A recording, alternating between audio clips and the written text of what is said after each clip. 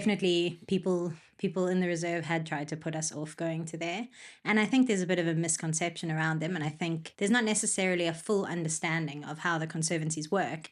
And actually it's very important from a travel perspective when you're booking your own trip to understand what value they add and what they actually do, because they are incredible parcels of land that they completely change the way you can travel to the Mara. And there are, of course, some reasons why you have to go to the reserve. If you want to see river crossings, those are taking place in the reserve. They're not taking place in the conservancies. During peak season, they're very, very good reasons to go there. There are also camps that do avoid the crowds and on much quieter areas. There's nothing wrong with the Mara Reserve, but as a photographer and as a guide who takes guests out there to experience these wonderful places, to show them wildlife, to show them great photographic opportunities and really teach photography, you need a place that you can take them to that actually gives you the opportunity to be flexible around wildlife, to have low vehicle density, to really work on your photography. And that's something where the conservancies really come into their own. As a product, they actually offer something incredibly different to the reserve, and they offer you a way to get away from the chaos. And I've had many guests who've been to the reserve and have been to the conservancies, and it's changed how they see the Mara once they experience the conservancies. Yeah.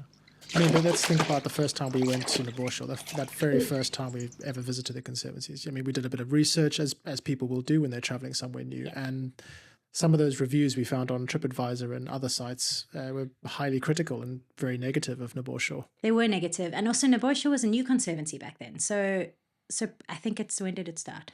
I think Naborsha started 2012, and probably the first camps, 2013.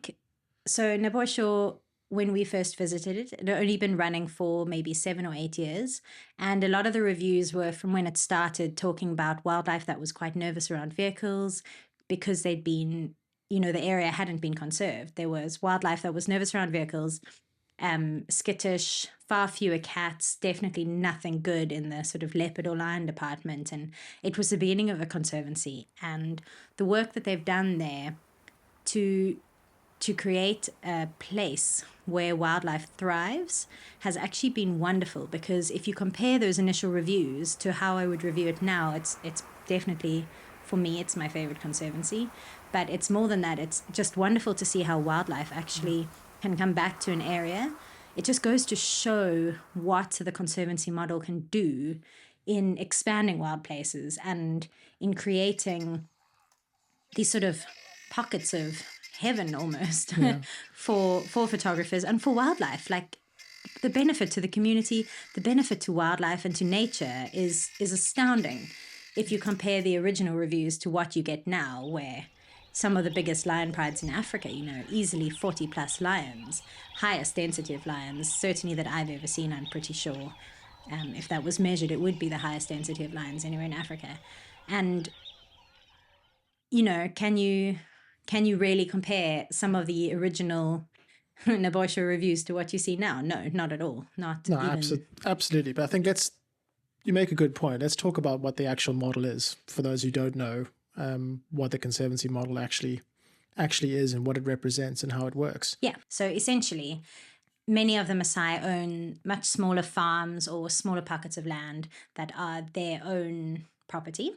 And historically, what they would do is graze their cows on their parcel of land, as well as sort of sharing parcels of land, grazing on no man's land. Now, what happened with the conservancies is that many of these landowners came together and eventually created a board of directors and a management team to run the conservancy, and they essentially grouped their land together to form a conservancy. And the way this conservancy works is that there's a very limited number of camps who are entitled to a place on the conservancy, and the ones that are pay the landowners an actual lease payment every single month and for every single bed night. And this creates a model where the community is involved and benefiting off their land, but also where there is space for wildlife to use their land. And obviously the community benefits a lot from these conservancies. Jobs are created. Most of the guides and the staff and the rangers who patrol the conservancies are employed from the villages. They're local to the area. The fees that tourists pay on a daily basis to the conservancy, that goes into maintaining the roads. It goes into helping to build and fund schools, clinics. Natal clinics has been a huge improvement in the area because of these conservancies. And obviously, direct wealth is created for the community, for individuals who receive these lease payments. Yeah, and this isn't a payment that goes through the government in the same way that the reserve is owned by the government and you pay a park fee to visit the reserve, and that money goes to the Narok County government, which of course needs its own funding because that's how they fund the reserve. But in the conservancies, the payments are made directly to the landowners, essentially, which helps generate wealth for the community and sort of drives this beneficial relationship with nature where they are profiting off tourism in their areas and tourism off their own land.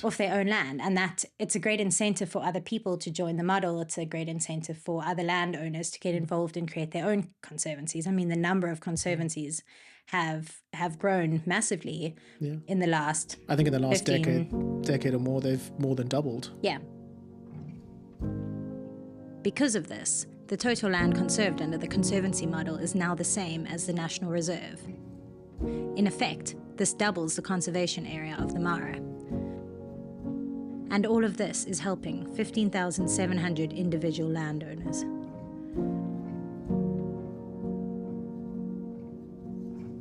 So clearly it's a model that is working. It's working for the local people. It's working for tourism because camps are going in, camps are setting up. You know, these camps will be completely full sometimes during peak season, even though migration is not, the river crossings are not taking place in conservancies. The conservancy camps will be full, and that's of great benefit to the locals. Absolutely, and even of benefit to the locals if the camps aren't full, and that's one of the big sort of risks, you know, potentially that did happen during COVID, where these camps are still having to pay a lease payment day to day to the community, despite being empty.